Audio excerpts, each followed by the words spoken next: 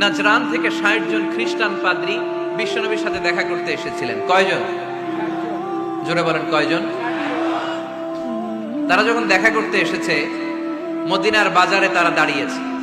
In the mean time জোহরের আজানের সময় মসজিদে নববী থেকে আজান হচ্ছে। আল্লাহু আকবার, আল্লাহু আকবার, আল্লাহু আকবার,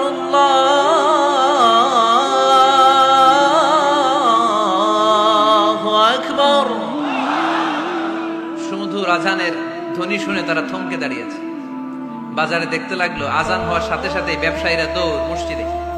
কিন্তু কি আজীব তামাশা, তাদের নাজরান দেশে ব্যবসায়ীরা যেমনি দোকানপাট বন্ধ করে ছুটে, মদিনার মুহাম্মদ সাল্লাল্লাহু আলাইহি ওয়াসাল্লামের উম্মতেরা দোকান বন্ধ করে ছুটে না। দোকান যে যার যার দোকান যেরকম ছিল ওইভাবে রেখেই দৌড়।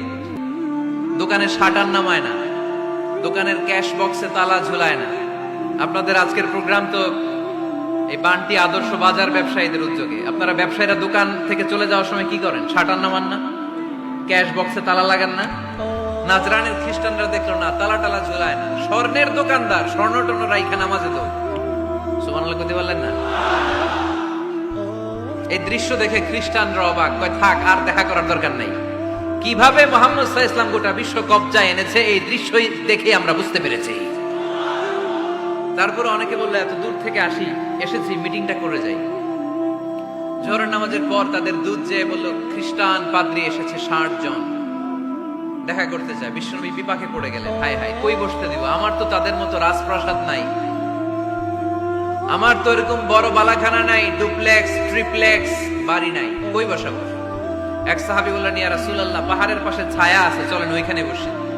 আল্লাহ রাসূল বললেন, একটা কথা বললা, এরা খ্রিস্টান মেহমান, এদেরকে নিয়ে ছায়ার মধ্যে বসা যায় নাকি? আর এক সাহাবী বললেন, ইয়া রাসূলুল্লাহ, আমার খেজুর বাগান, খেজুর পেড়েছি, খেজুর পাতা দিয়ে একটা বিছানা করে দে, ওইখানে বসি, কেমন হয়? রাসূল সাল্লাল্লাহু আলাইহি ওয়াসাল্লাম বললেন, না, দে আর দ্য ফরেন ডেলিগেটস, তাদেরকে নিয়ে তো এইভাবে বসা যায় না। বলতে না বলতে ৬০ জন খ্রিস্টান পাদ্রী এসে হাজির। কি করবেন বিশ্বনবী? উপায় অন্তর না দেখে ৬০ জন খ্রিস্টানের জন্য বিশ্বনবী নিজ হাতে মসজিদে নববীর তালা খুলে দিয়ে মসজিদে ঢোকার ব্যবস্থা করে দিয়েছেন। এজন্য আমরা কোরআনের সাথে থাকতে চাই, ইসলামের বিজয়ের অংশীদার হতে চাই। চিল্লায় বলেন ঠিক কিনা?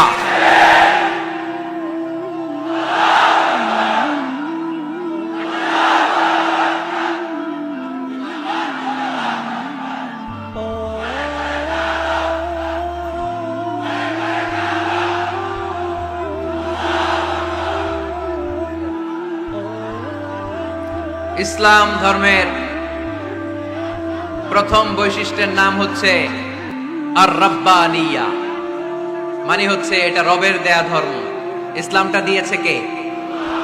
বান্দা খালি রোজা রাখে, ফেরেশতারা কিছু লিখতে পারে না আমল নামায়, কারণ আল্লাহ বলে এটা কিছু লিখিস না, কারণ as-সাওমু লি, এই রোজা রাখছে আমার জন্য, ওয়া আনা আজজি বিহি, এই রোজার সওয়াব, প্রতিদান, অ্যাওয়ার্ড এটা কিয়ামতের দিন আমি আল্লাহ নিজ হাতে দেব, নিজ হাতে দেব।